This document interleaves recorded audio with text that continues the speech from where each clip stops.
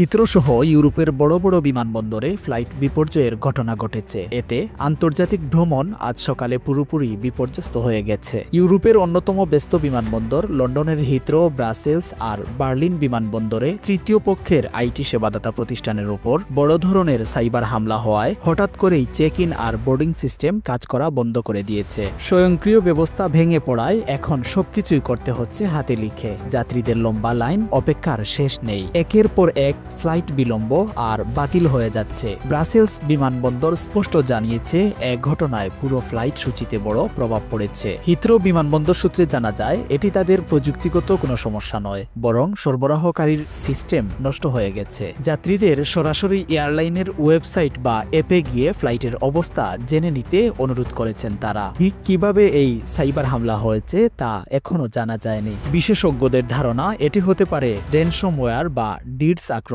এ ঘটনায় আবারও সামনে এলো কতটা নাজুক ও ঝুঁকিপূর্ণ বিশ্ব ভ্রমণ কাঠামো। এই পরিস্থিতি কবে স্বাভাবিক হবে কেউ এখনো নিশ্চিত নয়। ফলে সামনে এক দীর্ঘ অনিশ্চয়তায় ভরা সপ্তাহান্ত বিশ্বজুড়ে হাজারো যাত্রীদের জন্য। Running a restaurant? Your food deserves the spotlight. Currywalla Media. Let's make your food famous.